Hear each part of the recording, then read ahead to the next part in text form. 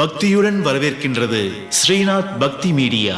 இந்த பதிவில் நாம் பார்க்க போவது கோபுரங்களின் தத்துவமும் கோபுர தரிசன பலன்களும். ஊருக்கு அழகு தருவது கோவில், கோவிலுக்கு அழகு தருவது கோபுரம். கோபுரத்தை ஸ்தூல லிங்கமாகவும் இறைவனின் பாதங்களாகவும் பாவித்து வணங்க வேண்டும். கோபுரம் என்பதற்கு இறைவனை நோக்கி ஆன்மாக்கள் செல்லும் வழி எனவும் கூறுவர். கோபுர வழிபாடு முழுமையான ஆலய வழிபாட்டிற்கு சமமானது. ஆலயத்தின் உள்ளே இருக்கும் இறைவனின் பிரதிபிம்பம் தான் கோபுரங்கள்.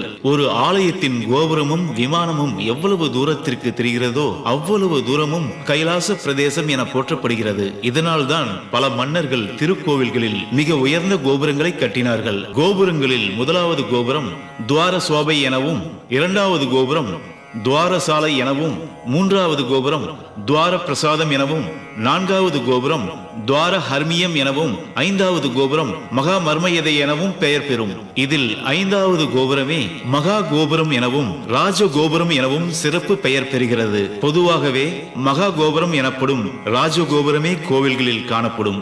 யாக குண்டங்களில் இருந்து கொழுந்து விட்டு எரிகின்ற தீப்பிழம்பின் உருவமே கோபுரங்கள். அக்னியை தாண்டி எந்த தீய சக்தியும் ஆலயத்தில் அடியெடுத்து வைக்க முடியாது.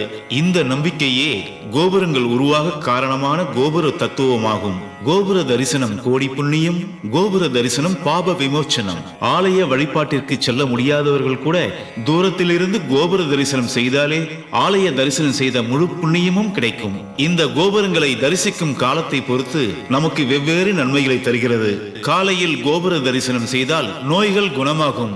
மதியம் கோபுர தரிசனம் செய்தால் செல்வ வளம் பெருகும். மாலையில் கோபுர தரிசனம் செய்தால் பாவங்கள் போகும். இரவு கோபுர தரிசனம் செய்தால் வீடு பேறு கிடைக்கும். நாளும் ஆலயங்களுக்கு சென்று இறைவனை தொழுவோம். இயலாத நேரங்களில் கோபுர தரிசனம் செய்து நன்மைகளை பெறுவோம். கோபுர தரிசனம் கோடி புண்ணியம். அந்த கோபுரம் போல உயர்ந்த எண்ணங்களும் வளரட்டும். மேலும் பல ஆன்மீக தகவல்களை காண ஸ்ரீநாத் பக்தி மீடியா சேனலை சப்ஸ்கிரைப் செய்து கொள்ளும்படி அன்போடு கேட்டுக்கொள்கின்றோம்.